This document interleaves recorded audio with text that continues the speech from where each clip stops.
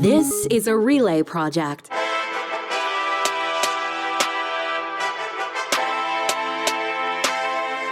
The Discourse starts right now with Cheryl Oates and Erika Barootes. Welcome back to The Discourse. Today on the show, what is the UCP doing? Danielle Smith is grabbing power from wherever she can as the governing party pushes through bill after bill, despite widespread and very vocal opposition. Also, our own Erika Barootes making waves online, calling out the current UCP president for overstepping their jurisdiction. And we will talk NDP leadership, a huge debate in Calgary last weekend, and one more candidate has dropped out. Gil McGowan leaves behind a field of 4. And Jodi Calahoo Stonehouse will be joining us today to talk about her campaign and why she is running to be the leader of the Alberta NDP. But first, Erika, yes. What do you have to say for yourself? I think it's very important to know the role of the president. I was one. There's 4 people in this province that have held the title of UCP president, and I didn't like what he was saying. So for our listeners, the current president, Rob Smith, was quoted in a Jason Markusoff article saying that they, or hinting that the party board or the party himself would like the government to review the COVID mandates, and instead of making it choice, which is very conservative, making it mandatory that children would not receive vaccines. I just wanted to set the record straight that's not the job of the president. You are the chair of a governance board, and there's a process for that. And so I just, I was pretty pissed off, actually. I was just like, this isn't cool. Like it doesn't help, I think, our party. It doesn't speak to the grassroots that we pride ourselves on. I did talk to him on the phone yesterday. He completely understood where I was coming from. So my theory is if I can shit on someone on Twitter, I'll also pick up the phone and call them. So that's my moral of my story. But, usually I'm not going after my own on Twitter, but I think it was important. I, again, don't go on X as much. Don't have a field of love coming from that world for me. So, but I did think it was important, and apparently it got a lot of attention. It did. And there was a few people tweeting at the show and tweeting at me, you have to get Erika to talk about this the next episode. So here we are. Yeah. And I will say they didn't tag me in those. What's that? They didn't tag me in those. I don't think I saw it on the Discourse. I was like, sneaky. Despite this alleged jurisdictional overstep, which I think is funny that the UCP is having their own jurisdictional issues internally, the UCP is hosting a town hall meeting next month discussing this very issue. Mm-hmm. And the meeting is called An Injection of Truth. And the party says it's going to explore what it claims to be a 350% increase in the number of children who have died in Alberta since 2021. Of course, they're blaming the vaccine for that increased number. And for what it's worth, the pediatric section of the Alberta Medical Association, along with public policy schools, have all dismissed these claims. I love that you say for what these it's claims worth. Saying they run absolutely counter to any medical evidence that we have. So, Erika, if this isn't the role of the board, and we know the board now, there's a heavy presence of Take Back Alberta people on it, then why are we here? Why are we having the town hall anyway? I mean, and to be clear, I think it's through a constituency association. So at a local level, I frankly, I don't really care what the topic is. And you kind of alluded to it. I don't care if they're talking about having penguins as pets. If you're a local constituency association and you want to talk about that, I'll go to that meeting. Cool. That would be fun. But I don't care about the topic. I think that's totally fair if they want to have these events, have those conversations, whatever. I'm not going to sit there because, again, I'm also understand how a party apparatus works. If they want to go do that, there is a perception. It doesn't, I think, help some of the narrative that maybe the party is combating. But again, remove the topic. They want to go have those conversations, do these town halls, whatever. Fine, right? I don't care if you're an MLA involved. That's your choice. I think whether it's on penguins, going to rallies for things you believe in, those are the choices of the elected official. And frankly, there might be career limiting moves or not. But the town hall, I just I don't care. I'm cool, you do you. If it comes forward on the policy floor, cool. Let's have that conversation. But for me on the actual topic, I'm we're a party of choice. So we do have choice right now, and you can choose to vaccinate your children or not, and that's your choice. I don't believe in nanny stating. So that would be, and I would get up to the mic and say that because I do like talking on the policy floor. So, awesome. yeah. Well, let's leave that where it is. Because you we don't have want lots to to go talk talking about today. penguins? Well, I actually do. I would love to talk about penguins, but let's move. In other news, the UCP just cannot help themselves. Under fire after giving themselves the power to first remove democratically elected city councillors and overrule city bylaws, the province has decided to go again one step further and give themselves the authority to oversee the Local Emergencies Act. Oh, and also they also gave themselves another 6 months in power arbitrarily. Before we discuss, just that little extra 6 months. Before we talk about that bill, let's just hear from Mike Ellis, the minister, on the election date change. Our experience shows us that the spring and summer are vulnerable periods in Alberta, and that the spring is not the best time to hold a provincial election. Therefore, we've proposed to amend the Elections Act to change the election date. If passed, this would change the date of the next provincial election, which is currently scheduled for May 31st, 2027 to October 18th of 2027.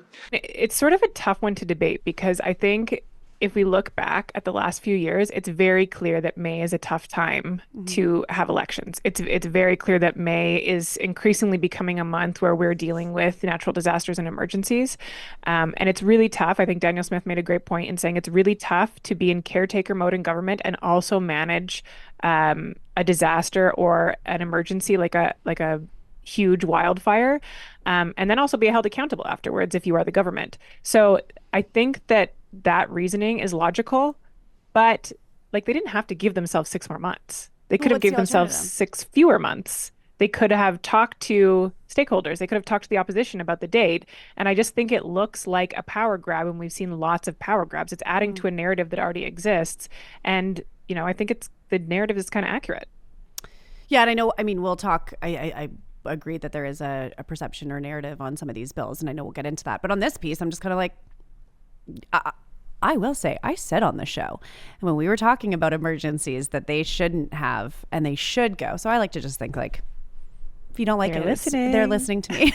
It's my fault. But like, I don't know. It's the same as all other provinces. To be honest, like it actually, I don't think is an advantage. Like, and you know this, like in a natural disaster, and we talked about this on our podcast, we were talking about the Emergencies Act and just natural disasters, emergencies from both of our lived experience. It actually has a huge opportunity. And in the case of the election, yes, it was annoying to have your leader or difficult, as Premier Smith explained, of like trying to wear that caretaker hat of government and be the premier and be an election candidate.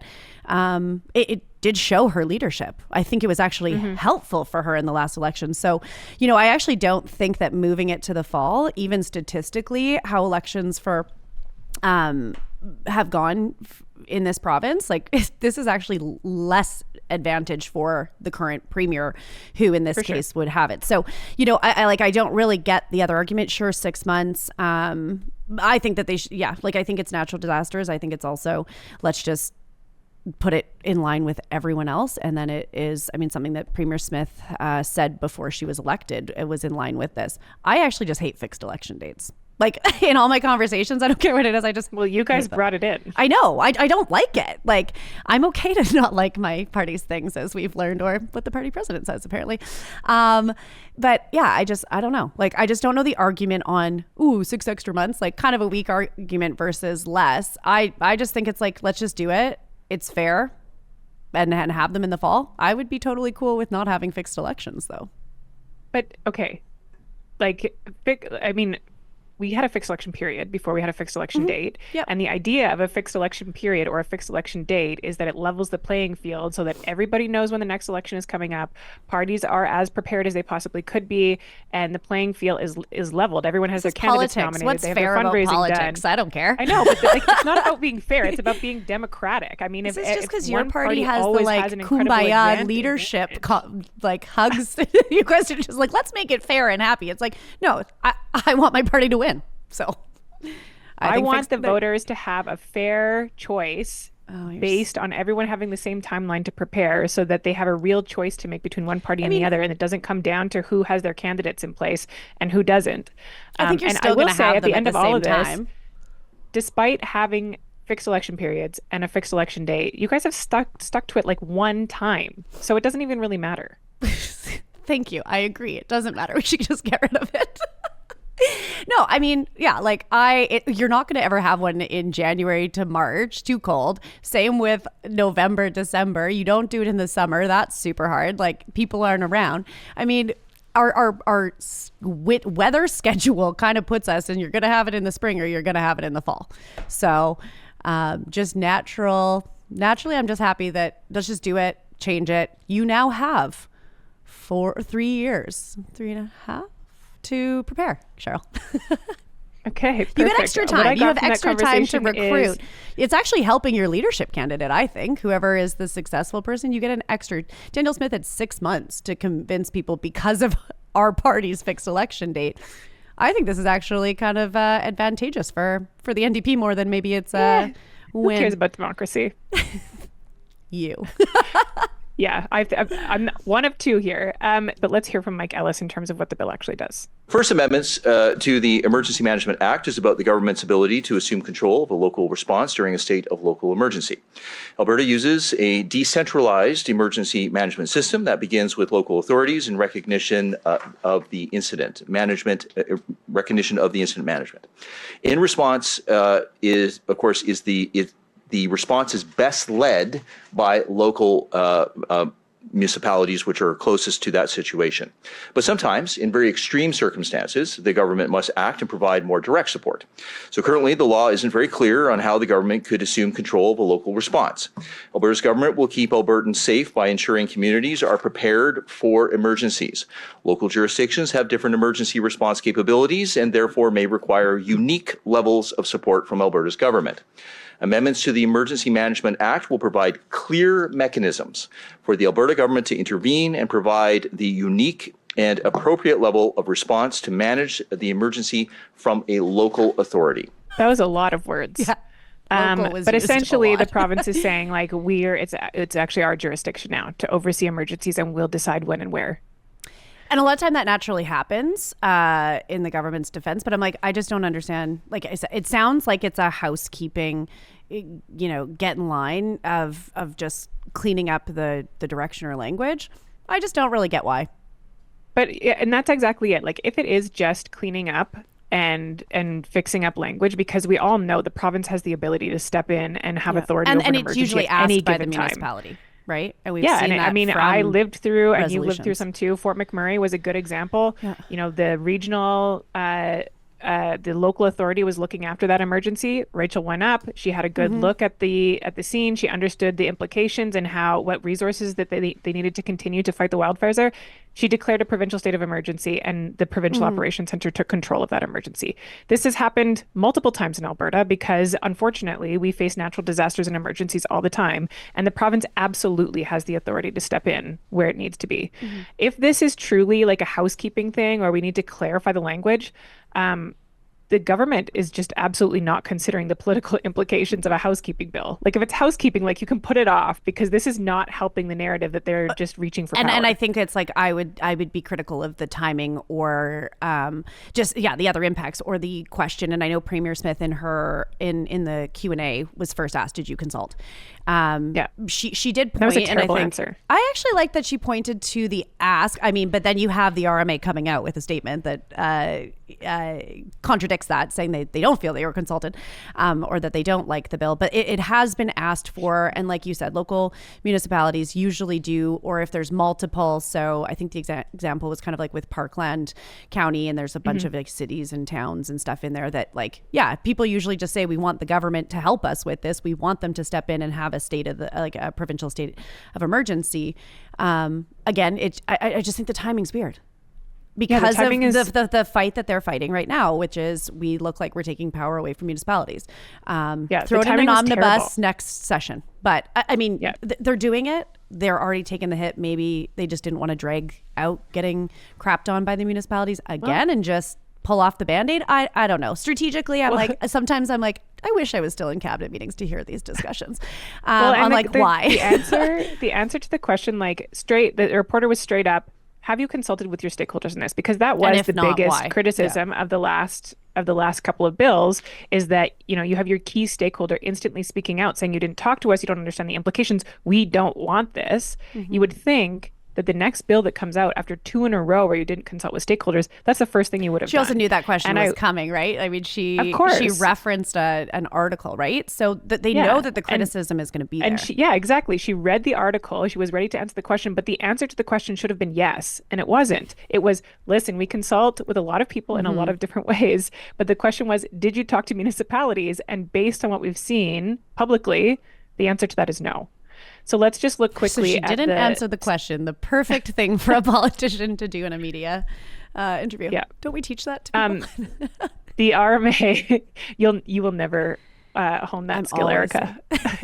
You're just there. You're there with the answers. The RMA said, in recent weeks, we've seen an alarming trend from this government when it comes to how they view municipalities. Bill 21 is the latest attempt to reduce the authority of municipal leaders with no clear explanation as to how this will do anything other than confuse and complicate emergency response moving forward. Our provincial government seems intent on overreaching their powers while accusing the federal government of doing the same to them. This pattern of centralization and big government flies in the face of conservative principles. Since the content of Bills 18, 20, and 21 were not included in the platform material from the provincial election just last year, it leaves us wondering who is controlling the policy direction of this government. Again, they must have been expecting this, or expecting that their stakeholders would speak out. And it seems wild to me that after last 2 bills, of the biggest complaint being no consultation, that they didn't bother in this one. Yeah, well, I'll say politically on this, when Alberta municipalities came out, I think that they were speaking about Edmonton and Calgary, and we talked about that. And I was like, okay, you're not really talking for all these other municipalities. For a conservative government to have the RMA, which is typically more of our base and our supporters, that's where I'm not to say that they don't both have value, but when you have a stakeholder that is usually your friendly, again, I don't know if I really understand the motive of why all these pieces of legislation. If I look at them as standalones and then they were scattered over the 3 years, I think some of these changes are actually pretty good in there, right? We've seen policies that come out and they're kind of a bunch of different pieces. This is 4 different ministries that this bill will impact. I think there's some good stuff in there. The challenge is again, you don't have your stakeholders, you have a problem. They're now feeling that they have to come out and put these statements out, where usually if you have a negative stakeholder, and we talked about this last week too, is just get them to just not say anything. If it's not good, you want to work with them to be comfortable and give them the heads up. I'm kind of at a loss. I can't sit here and say that they're knocking this stuff out of the park. Yeah. You know what? Actually, the weirdest thing to me on this bill is that we've talked about before provincial emergencies, really impactful disasters where there's a loss of property and human life, or, something that has forced people from their homes. Governments wear that. And it can be a situation where you either secure your reelection or you secure your defeat in the way that you handle that. And the government is taking a big risk now by taking on oversight over every natural disaster and emergency that happens in the province. So I think, I wouldn't want that control. I wouldn't want it either. To say that you're responsible for everything, everyone can point to you if something goes wrong now, is a massive risk to take on as a province. Yeah.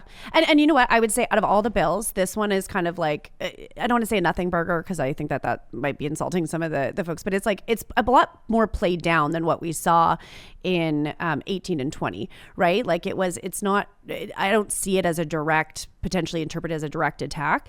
It's just shitty timing. It's just I think that there was some really good changes in this policy. It's just adding to that narrative, as you said, a power grab, or the perception of that. I don't think that's what the government's trying to do, but I don't think that they're defending it right now. And if they want to fight with municipalities, just come out and say it, right?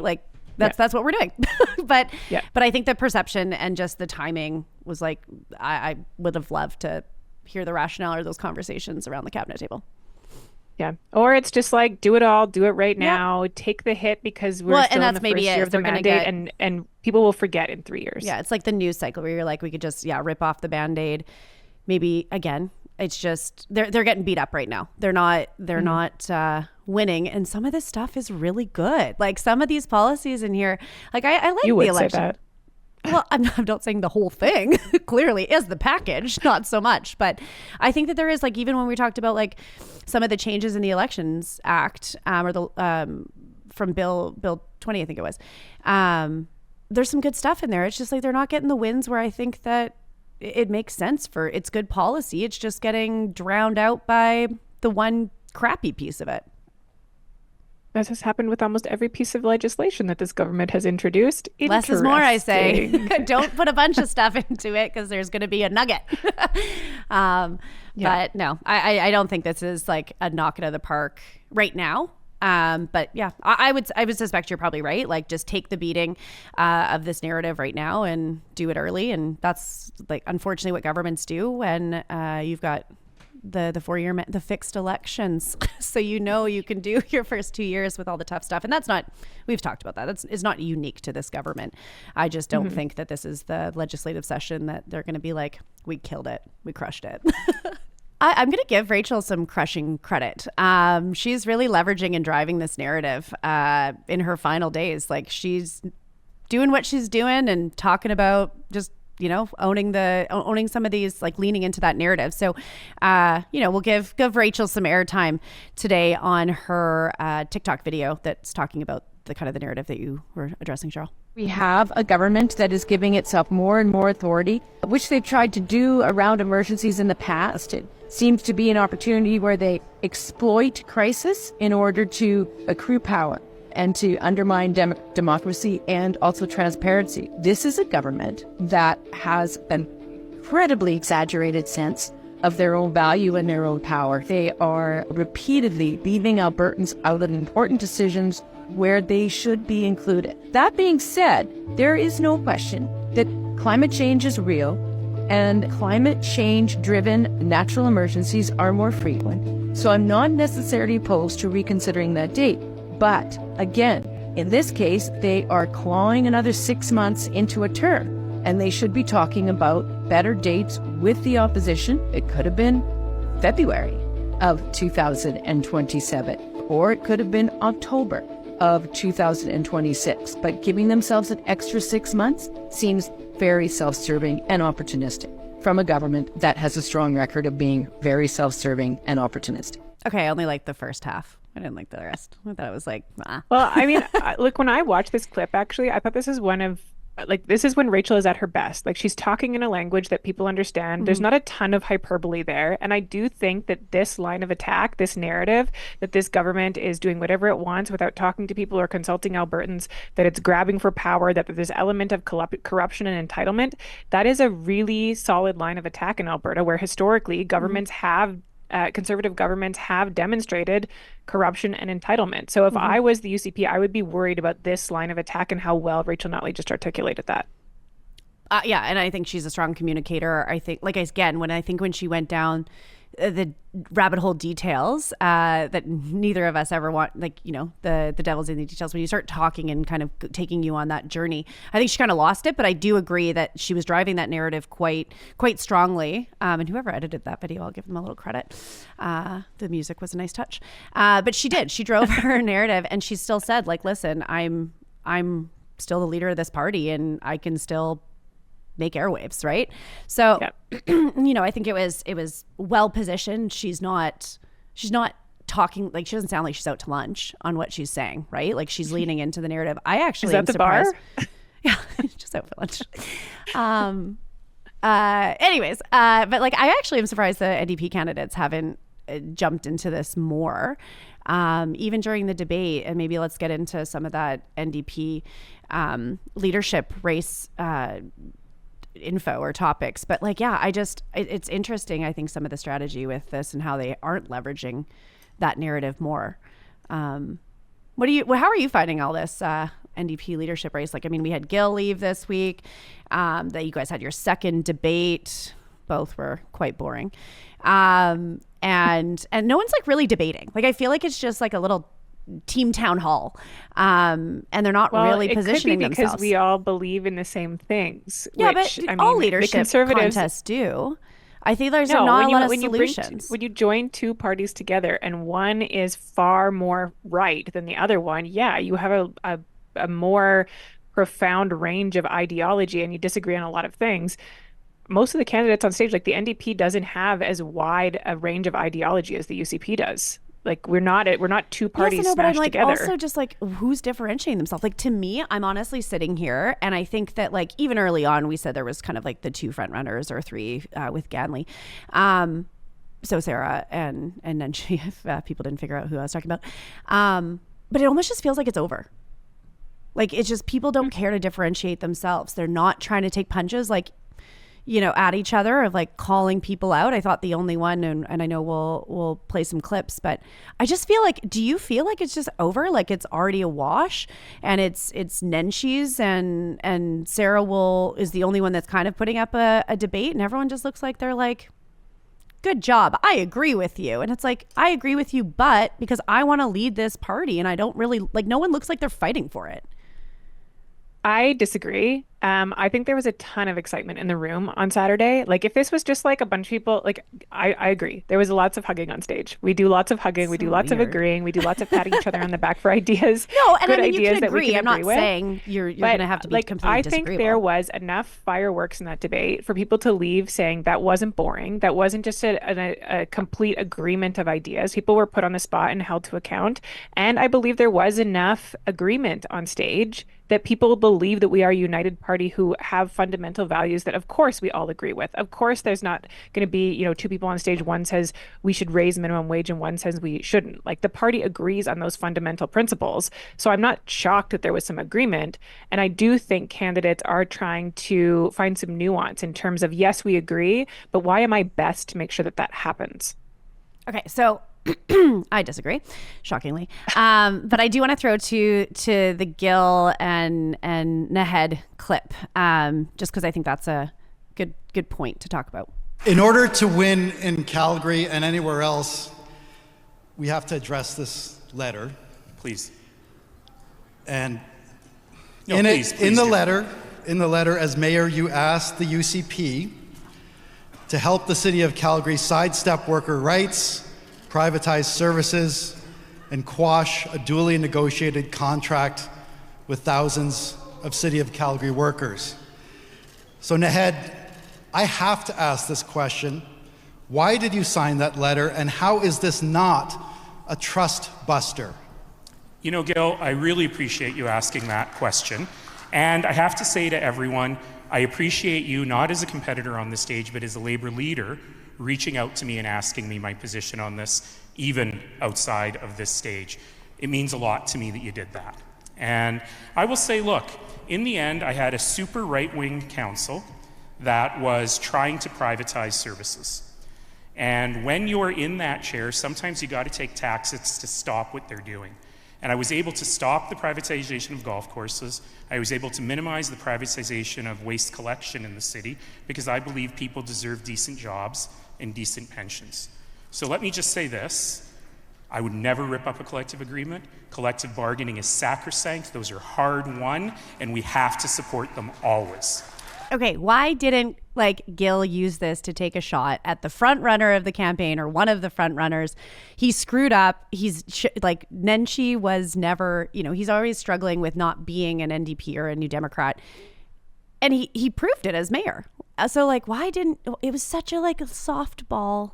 Sorry, I'm doing this. It was so weird. Well, okay, I don't know. I don't know the details on what happened before this question was asked. One, I think it was quite strategic of Gil to bring this up. Oh, I loved it. The debate was not going to ask this question. We can't just ask one candidate a the only contentious personal thing question. Yeah.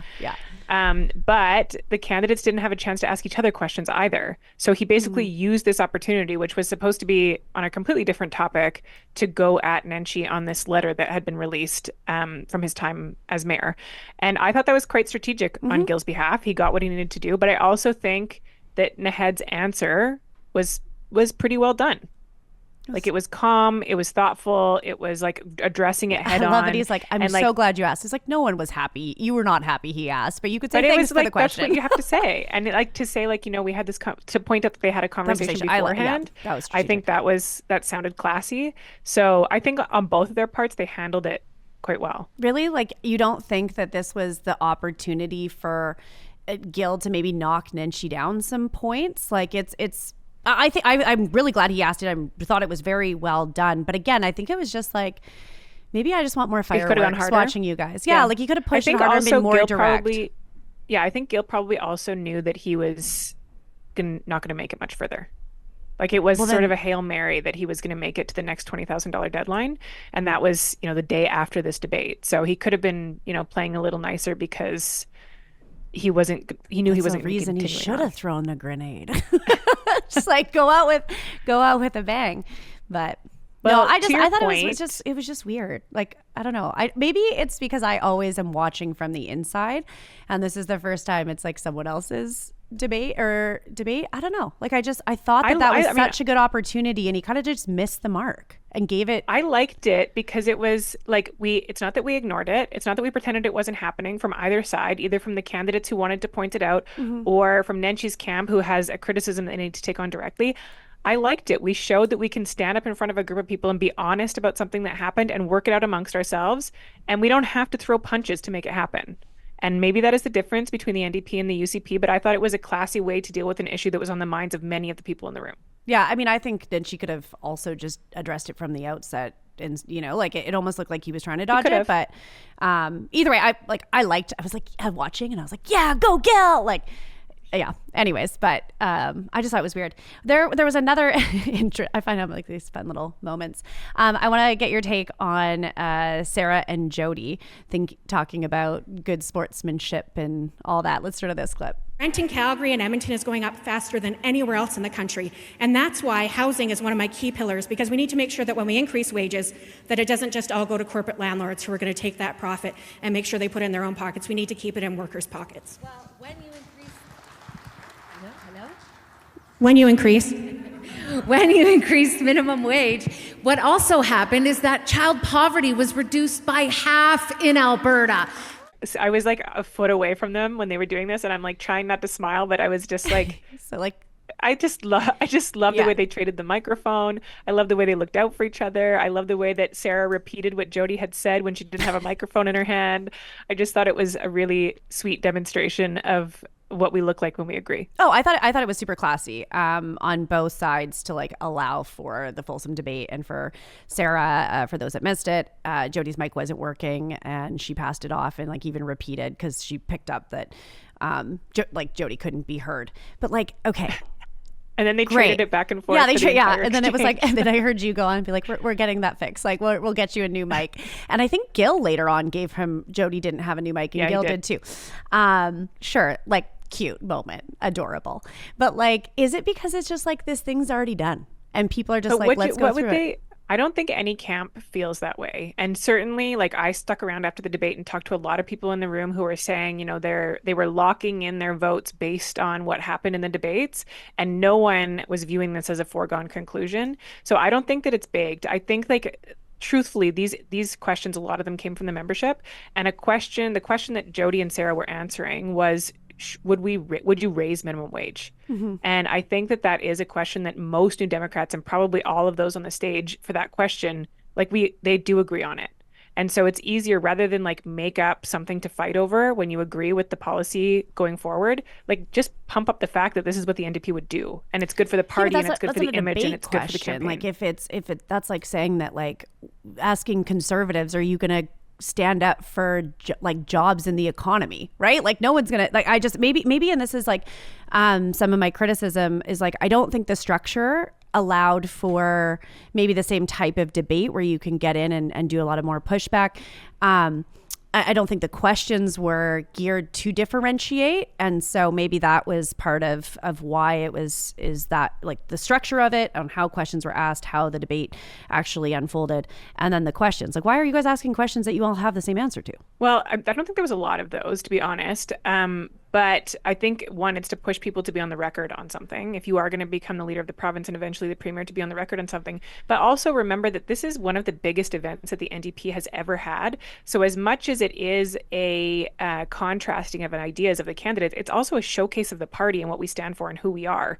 So, if there is agreement on the issue of should we do something to raise the lowest minimum wage in the country, I think that's okay to take 2 minutes and do that. I just thought that there was more opportunity to really drill in on them on the economy, right? That's something you guys talk about, being kind of the need to differentiate, and on the social files, you guys are pretty clear on that. But I thought that, I just thought some of the questions could have been a little bit more again, to differentiate. These guys got to differentiate themselves. And I know you got your questions from your members, so I'm not criticizing your job as co-moderator. But one moment I did like... You're just criticizing grassroots? Or no, I love grassroots. We use it it's like a tagline for Conservatives. One thing I did like, though, was the Sarah Nenshi back and forth, Hoffman Nenshi. So let's play that one quick. Housing is one of the biggest crises here in Calgary, and there were 170 affordable housing homes in Midfield Park, and I need to know from you, Naheed, why you closed that park, why you evicted those folks. I've talked to many of them, and they are still paying their mortgages, and many of them experienced homelessness. Sure, happy to answer that, off topic, but happy to answer it. I don't know if you ever went there. I don't know if you ever saw those so-called affordable homes. I'm sure you didn't, but the decision was a hard one. It was an incredibly difficult one, but we ensured that every single tenant who was there had the opportunity to move into a Calgary housing home with priority. And every single one of them who needed to be rehoused in a better place got that better place. Well, I talked to Callan, and Callan had an affordable home. He bought his trailer for $55,000. He was a newlywed. They were excited to start their family. It was a great place for them to live, and they had a great time there. And he ended up having to move in with his in-laws and leaving Calgary. He took that $55,000 mortgage with him. Thanks for the $10,000, but he's still paying off that mortgage today, 6 years later. He and his family did not think that that was a good move.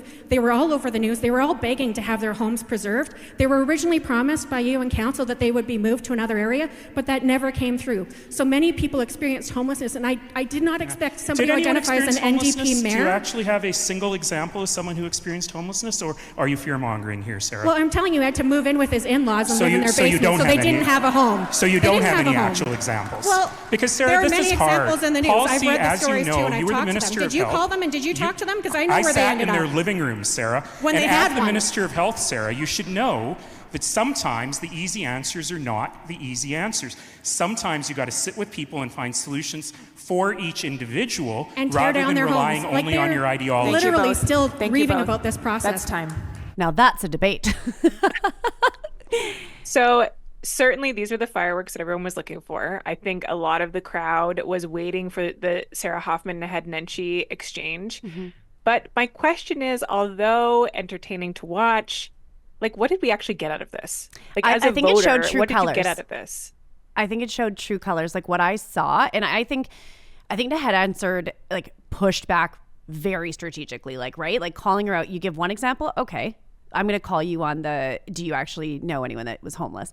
But it gave me the ick of him being condescending. I saw his characteristic, because when you're in confrontation, you see how people kind of the fight or flight.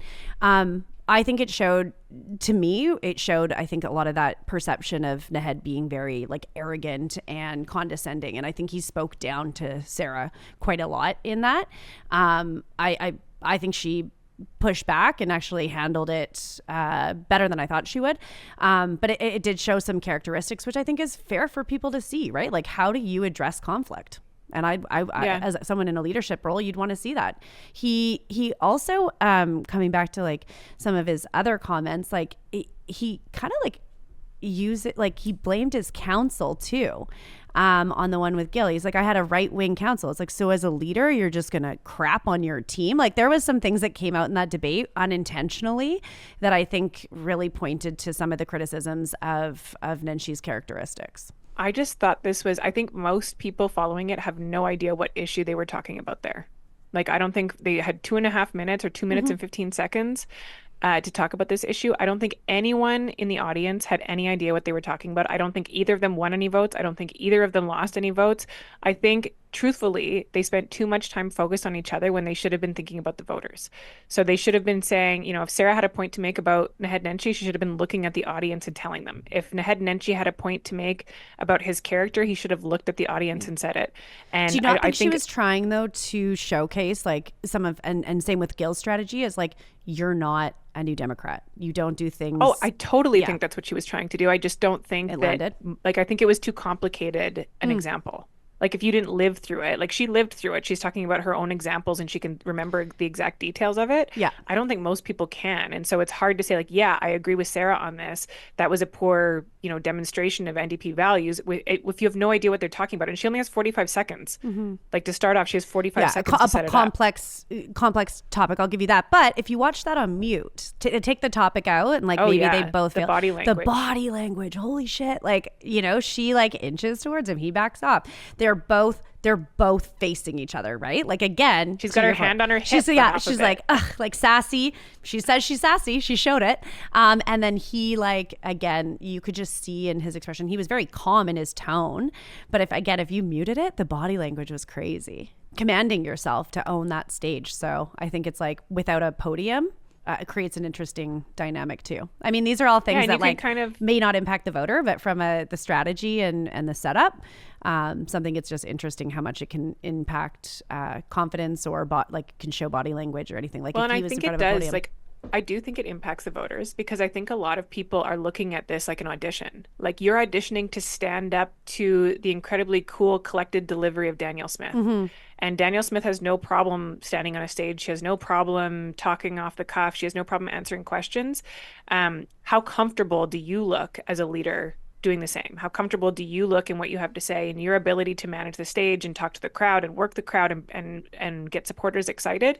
I think that a lot of members are looking at that and saying, can that person compete with Danielle Smith in the next election? Should we welcome our guest? Yeah, let's first see a quick introductory video from Jodi Calahoo Stonehouse.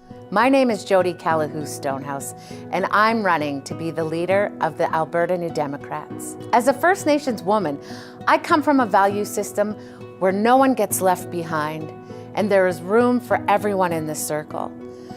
I believe that as a party, we are stronger together, unified, working together to work alongside Albertans to build the strongest Alberta possible. Rachel would say our greatest resource isn't what flows under our feet, but rather what walks on top. And she's so right. Our greatest strength is all of us. We are currently the largest opposition that Alberta has ever had. I will continue to build our team so that we are ready to face the complex issues that are going to be facing Albertans. My name is Jodi Calahoo Stonehouse, and I'm running to be the leader of the New Democrat Party of Alberta. And now, Jodi Calahoo Stonehouse, MLA for Edmonton Rutherford and member of Michelle First Nation and NDP leadership candidate. Welcome to the discourse. Thank you for having me. It's such an honor to be with two extraordinary leaders who are fierce feminists making space for young women in leadership. And I'm really thankful for the work that both of you do. It matters. Oh, thanks, Jodi. And as we were talking before, like I've been pretty impressed with how you've approached this leadership race. Didn't know you very well or know a lot about your history. And so my first question I want to ask is actually like, when I think of like your leadership race, I think water. And so maybe is that like why you ran? Like, why is that kind of your issue? And that's something that like every time you're speaking, it kind of ties back to water. So maybe like walk us through that strategy and how you found that that's positioned you this leadership race. Thank you. Well, it's really rooted in my cultural upbringing. You know, we're taught water is life as young children. And in Wahkotuan, it's about our relationship with water, the land, the four-legged, the two-legged, the winged ones. And it's all based on reciprocity and relationship.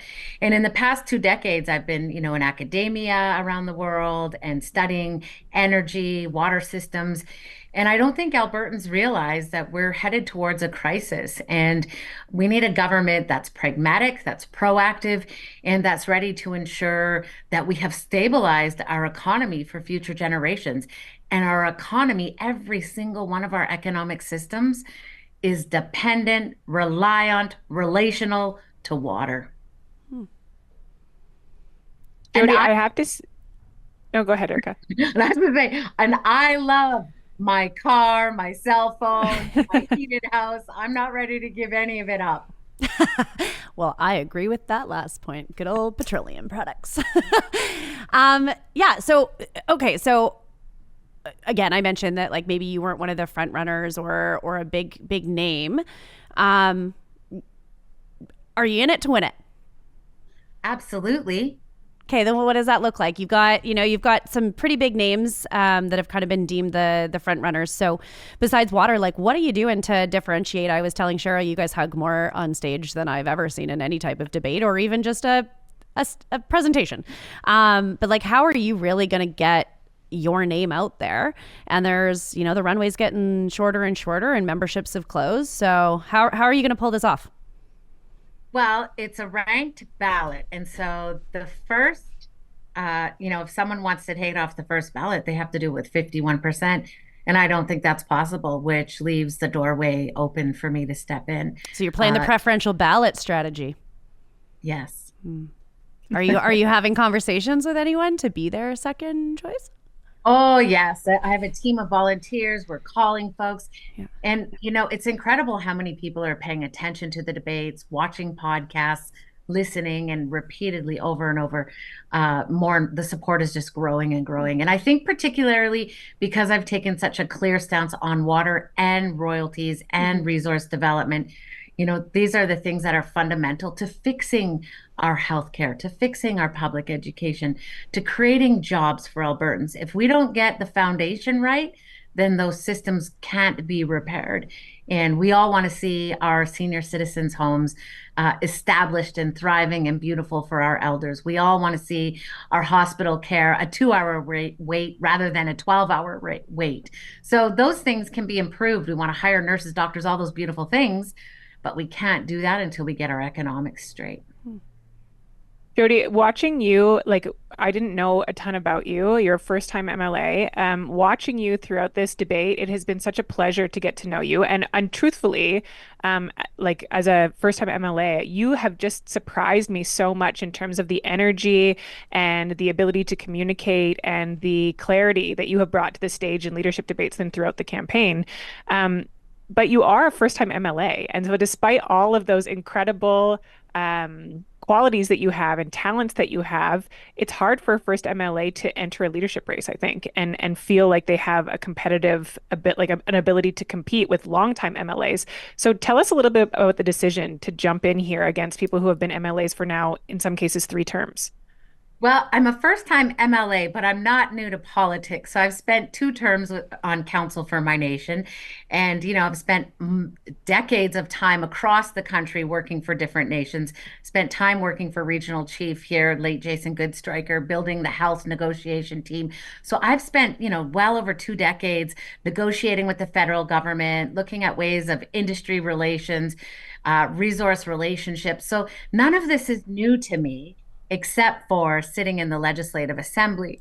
And sitting in the Legislative Assembly has been a terrible disappointment. When I think about, we elect MLAs to represent us, and then when you're in the opposition, you actually don't have any authority to really do anything unless, the government chooses to recognize your bill or make amendments. So it's the structure in itself is a little frustrating, which is why I'm running to be leader, because I can see we need to make decisions and we need to make them sooner than later. And we have an incredible team of MLAs. I cannot say enough about how extraordinary they are. Can I push a little bit? Because listen, we've had many conversations, mostly about the federal government, about democracy being broken. But isn't that because it's a 2-party system? Like why you have the role of the opposition and so like how would you actually change that? Like, are you saying you're going to consult with the UCP on everything? Should you be the premier and leader, or is it just like sounds nice to say? Well, it sounds nice to say, but it's also important. How do we make sure that citizens' voices are being represented in a fair and equitable way? I think these are really important questions we have to ask ourselves about our democracy. This is not a question for me to answer. This is about the collective. We have to start deciding the ways in which we make decisions, because what we are doing is not necessarily working. We are more of a divided society than we have ever been. And that's not healthy. No, I'm not saying we have to agree on everything. We absolutely do not. But we need to have discourse to come to decisions that actually serve the greater good, the majority. And I don't think we're doing that. I love that you used our podcast name in your answer. I'll take that. I want royalties. Jodi, you are the only First Nations candidate in this race. That's not your platform. You've been certainly campaigning on behalf of all Albertans, but what is the significance to you of having a First Nations candidate, a First Nations woman, be part of this debate and this discourse? Well, I'm the first First Nations woman to ever be elected in the Alberta Legislative Assembly. And I'm the first First Nations person to ever run in any leadership race in the province. And it's about making space that our voices, if we think of Canada as a multi-juridical space, we have common law, we have civil law, and there are Indigenous law, and they are relationality. How do we govern this place and space using our voices collectively? Indigenous law has informed the Constitution that was built on the Iroquois Confederacy. We have long been informing the way decisions are being made. And if we think of examples, for example, fires, because that's a catastrophe happening now, one of our historical practices in Indigenous worldview is prescribed burning. That's looking at the old growths to reduce greater harm to the villages, the towns, and the cities. And so some of those ideas, those governance practices, need to be heard, need to be shared, and build those relations. Using the TRC calls to action, reconciliation, means that we're making space for each other.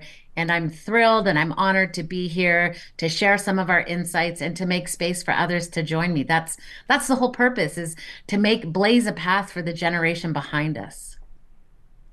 I love that. And I do think you have injected such a unique perspective and unique representation into a race. And, no matter the outcome, I think that has been really healthy for the discussion that's happening on stage and the discussion that's happening online and amongst members as well.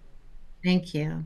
Can you explain, because Cheryl and I have talked about this, the debate? Because I don't see a debate. Are you feeling like Cheryl's rationale is that you guys all agree on everything, so there's no need on to everything, debate, just on a lot. But we agree on a lot. Maybe get into share things that obviously we know what you're very strong on, but can you explain the dynamic? Because I've never been on stage with being a leadership candidate and doing the debate. Are you feeling like you're getting your message out? Are you feeling like there's things that people are calling each other out for that they don't disagree? To me, I just don't see it as a debate. So maybe from your perspective, how are these debates going? And I just call them friendly town halls. But yeah, the strategy that you're trying to get your way in there. I said to you before the show, you gave some good jabs or you interjected. Why is it not really... frankly, it's boring, but why to me, but why is that the strategy of how you guys are playing off of each other?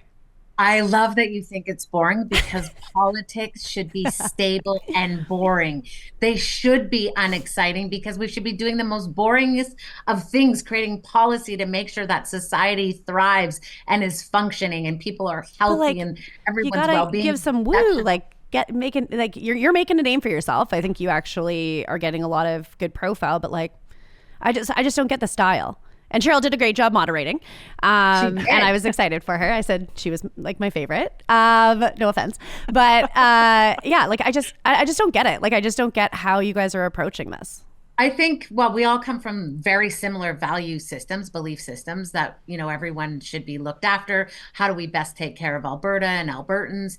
And we may differentiate on some ways to progress and move forward. How the debate structure has been set up has been by the party itself. And I guess maybe folks aren't overall aggressive. We'll see. The third debate is the final one. And maybe you'll see a bit more pushing and shoving on stage verbally.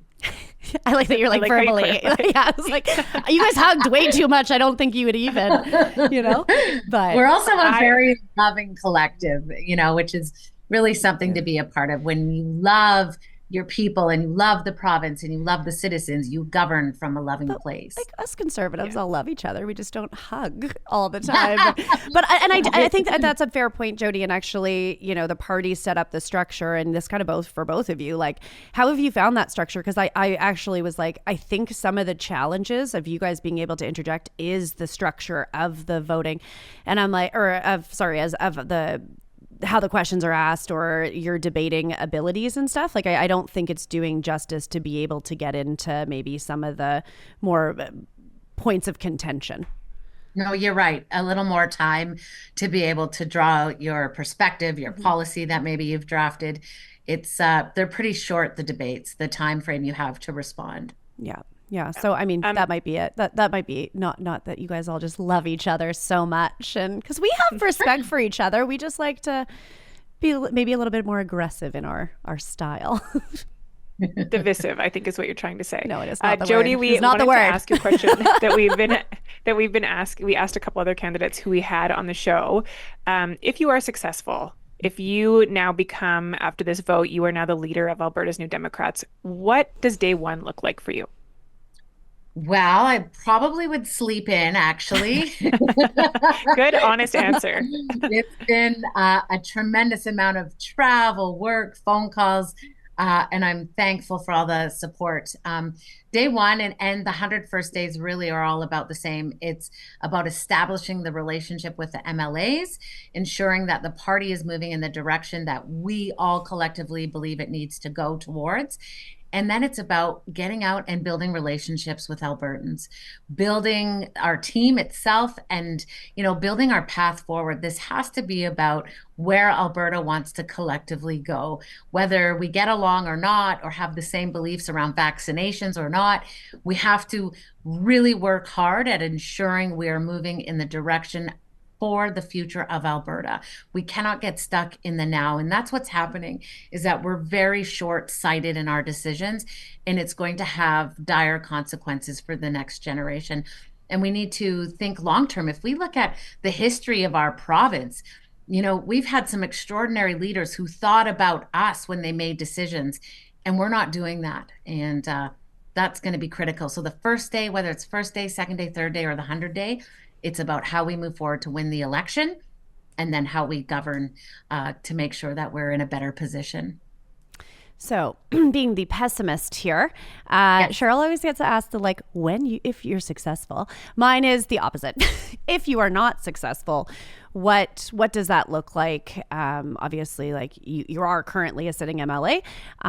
Will you be putting your name forward in 2027 regardless? Like, let's talk about what that looks like. So I've already won. I'm already here as a First Nations woman in Alberta. You know, we take the winnings, and I'm talking about water. I'm talking about resource royalty allocation. I'm already winning by planting these seeds in Albertans' minds. I'm talking about drought. I'm talking about water innovation. All of these things, whether it's me or the next leader or the other leader, will have these conversations. That is winning. Leadership, whether it's from behind, beside, in front, is about ensuring that transformation happens so that we see a better society. And I've already done that. Okay, but are you running in 2027? As premier, absolutely.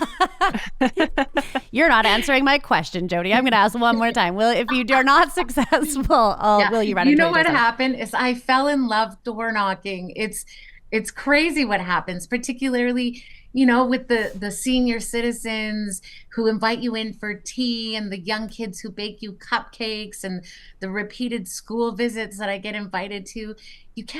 I can't just walk away from those relationships. They are really meaningful. So, you know, as long as my constituents will have me, I'm really excited and honored to represent them. And I'm thrilled to be a part of the relationship with the government to build a better Alberta. So I'll be here as long as I can. There we go. There's the answer I was looking for. One question, we've asked this, mostly me, of other candidates, and I know you're a newer MLA. What's a policy that you wish, either when the NDP were in government or something that during your term was like something that like you wish you guys did differently or approach to an issue? That's an easy answer. Bill 6, when NDP was in government, they caused a lot of harm with the rural, with the farmers. And we're still repairing that relationship based on that decision. So Bill 6. Do you think that, and Cheryl and I actually talked about Bill 6 last week because we were talking about walkbacks and like governments, the current government's Bill 20 and Bill 6 came up. Do you think it got to a place it was supposed to? Cheryl thinks that it did. I think it didn't. But like, you know, there was amendments and we talked about that. Like, do you think that the way that the NDP handled it in the end actually got it to the place that it needed to go? It got where it needed to go, but the damage it did along the way has been, you know, irreparable up until this point. And it has caused us part of the election. So we have to redo that work. And I think Bill 20 is the same damage as Bill 6 was for the NDers. I think they did it to themselves. Agreed. I was like, no comment. On that happy note, Jodi, it's always a pleasure to hear from you and to have your voice added to the conversation. So thank you so much for making time for us today. Thank you. I'm so thrilled to be with you, ladies. Keep up the good work. Keep up pulling on both sides. It's really important that all perspectives are heard. I love what you do, and lots of love to both you. And I look forward to seeing you after I win. Nice ending. Thank you. Thanks, Jodi. That is our show for today. Thanks so much for listening. And remember, new episodes of The Discourse drop every Thursday at 5 a.m. And don't forget to like and subscribe on YouTube or wherever you get your podcasts. The Discourse is hosted by Cheryl Oates and Erika Barudis. Follow on Instagram at The Discourse Pod. Subscribe to The Discourse on YouTube and wherever you get your podcasts.